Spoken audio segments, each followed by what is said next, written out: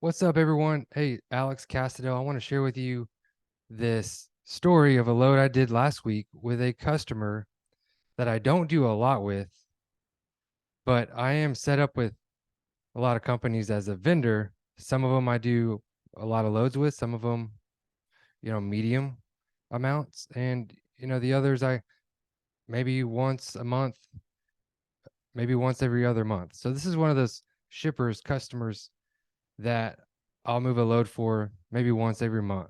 All right. But it was a number I didn't recognize. I knew it was from San Antonio. I answered it, and it was a gentleman I've never been introduced or talked to before, but he knew AK Logistics was a vendor to ship Hotshot freight. So I answered the call, and this gentleman, had a little box, maybe the size of a pallet, that needed to go down south a few hours. And the pickup was next morning, and it needed to deliver by 2 o'clock. So I was asking him, I got the size of the box, I got the weight, and I was thinking to myself, oh, this can fit in the back of a truck. And he disagreed with that, saying the fenders on the truck would get in the way. So he was requesting a flatbed. All right.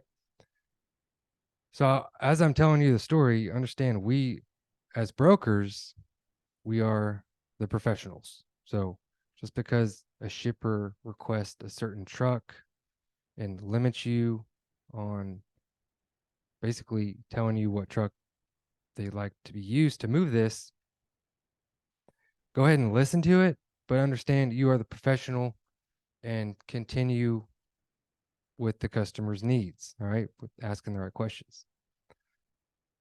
So he mentions flatbed. Okay.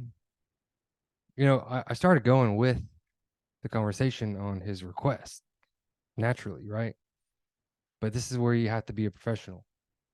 So I was like, okay, I'll have a flatbed. I mean, easily a gooseneck trailer would be plenty of room. So turns out what he considered flatbed was a flatbed truck only. And everyone has their own different terms. So um, I call that it's like one of those steel flatbed trucks. Okay. They actually have a special name. Can't even think of it. So why he was requesting that is because one, he was told it wouldn't fit in the back of like a normal 1-ton truck, perhaps. And what occurred to me is the reason why he wanted that specific flatbed type truck only with the steel bed was because in his mind it was going to be cheaper freight. Okay, so now got it. Okay, you're looking for an economical option, right?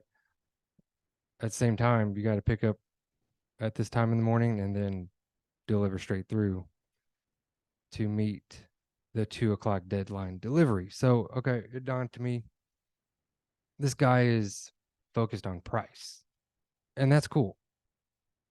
So, whether the, instead of disagreeing with him or trying to correct him or like battle him on a different truck,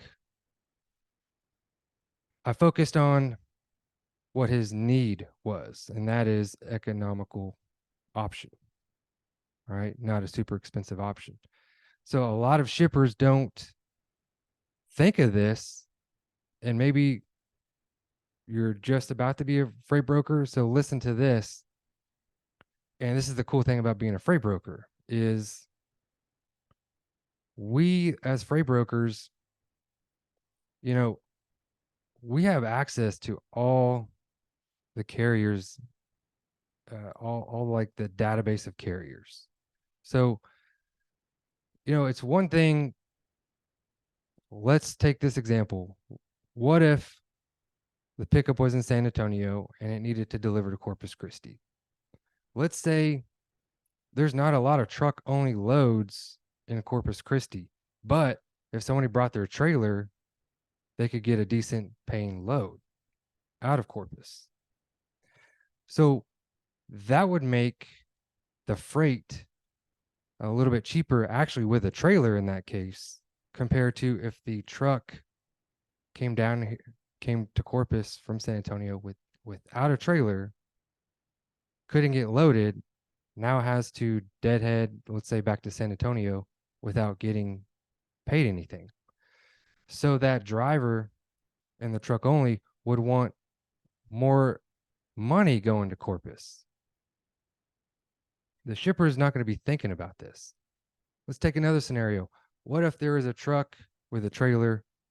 It could be a gooseneck, Hotshot 40-foot, 20-foot. It could be a 40-foot flatbed 18-wheeler. But their home was in Corpus, and really they're just looking to get home. So now think about that could be a circumstance where either the truck is going to go home to Corpus from San Antonio getting paid nothing, or maybe they'll take a couple $100 to do that. So point is, couple points. You as a freight broker, you have all these cool options, and you will always be able to get the most economical truck to move that freight. But the shipper is not going to understand how logistics works. That's why they're calling you, and that's why they're not a trucking company. So if I were to go with what he wanted me to do with the truck only, it would actually be a more expensive run. So that's why and this is going to happen to you as a broker more often than you might know or project, is your customers, shippers, a lot of them tell you what truck to use, and they're not in the business of trucking, you are. So we don't have to argue with them. Really, it comes down to what is the item they want shipped? What are the specs? Then you, the broker, the good thing is you're not limited to just one type of truck that can do that. You don't discriminate. You can go out there and get the best deal, whether it fits on a Hotshot, in a van, like a Sprinter van, or an 18-wheeler. As long as it meets the delivery deadlines, I'm sure the customer is not going to be mad that you're getting the best price for them. Okay. You wouldn't necessarily get the best price if you were to go with what the shipper says and only use this truck. Now you have to go pick out that truck in this big old market, and maybe there's not any trucks, that specific truck that they're requesting. So you either have to say, no, I can't locate that truck, or maybe you located it many hours away and got to pay deadhead, and it's not really an economical option. So hope you got the few takeaways in there. And we always want to figure out the need and then show them that we understand the need, right? And so when I finally found out he was looking for an economical option, not specifically this type of truck, then that's when I said, oh, okay, I fully understand. You're looking for an economical option, not necessarily this one type of truck, but a good deal on it. That's exactly what I specialize in. I can definitely help you. All right. And then commit to it. See, they want to work with a professional. They want somebody to take over confidently and handle it. They want to be corrected in a positive way if they're limiting you to what they think sounds correct. In their mind, this truck without a trailer would be cheaper. In reality, that is not the case many times, because like I said, you can send a truck and trailer somewhere and they can actually get a good load on the trailer, even if it's a small item they're taking there.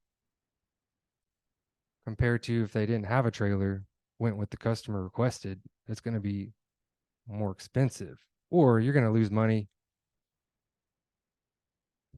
Not as a carrier, you're going to have a hard time covering it. And if you do cover it, if you do find a carrier, they're going to be asking for the money, right? They're going to be asking for exactly what they'll need to make money and not lose money. So really understand, sometimes a customer isn't always clear on what they're actually wanting, but that's your job as a professional to keep asking the right questions and try to understand it, you know, translate what they're really trying to tell you, and then take over confidently.